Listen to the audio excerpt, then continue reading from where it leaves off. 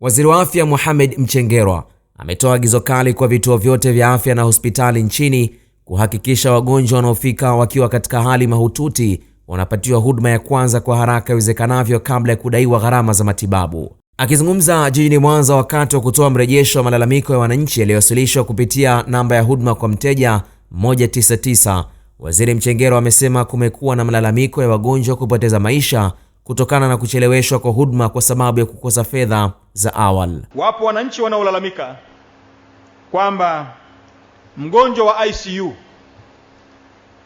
analazimishwa kwanza kulipa kabla ya kupata huduma.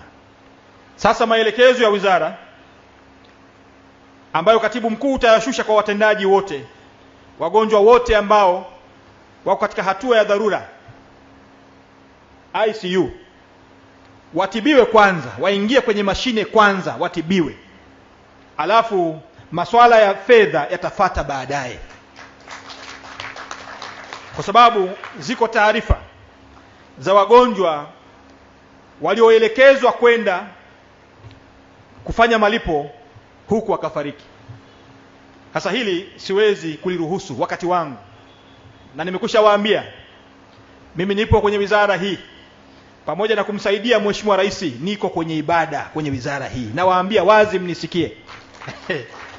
Aidha, Waziri Mchengerwa amewapongeza Watanzania kwa kuendelea kutoa taarifa kupitia namba 199 na mtandao wa WhatsApp, akieleza kuwa ndani ya mwezi mmoja April hadi Mei 3 wizara imepokea hoja 10,791 na 85% ya hoja hizo tayari zimefanywa kazi na kutatuliwa. Hii inaonyesha jambo moja kubwa: wananchi wana imani na serikali yao na wanataka kushiriki katika kuboresha huduma zao. Napenda kuchukua fursa hii kuwashukuru Watanzania kote nchini kwa kuendelea kunifikia, na ninawathibitishia hakuna ujumbe mtakaoutuma ambao sitausoma, hakuna simu utakayopiga ambayo sitaipokea, hakuna simu utakayopiga ambayo sitaipokea. Nisipokuwepo mimi, wapo wasaidizi wangu watakusikiliza na tutachukua hatua na tutakufahamisha hatua tulizochukua.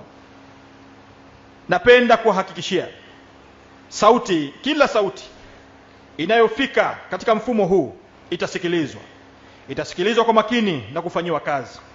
Hadi sasa 85% ya hoja zote zilizopokelewa tayari zimejibiwa na kufungwa, huku 15% zikiwa katika hatua za mwisho za ufuatiliaji. Waziri amesisitiza kuwa wizara haitavumilia mtendaji yeyote atakayekiuka agizo hilo, akibainisha kuwa kuokoa maisha ya Mtanzania ni kipaumbele cha kwanza cha serikali ya awamu ya 6. Amesema kuwa mfumo wa sasa unapaswa kuwa wa kibinadamu zaidi na sio kibiashara pekee, hasa inapofika hatua ya kuokoa uhai. Khalid Omar, Kishki TV. Kishki TV, nuru ya dini yako.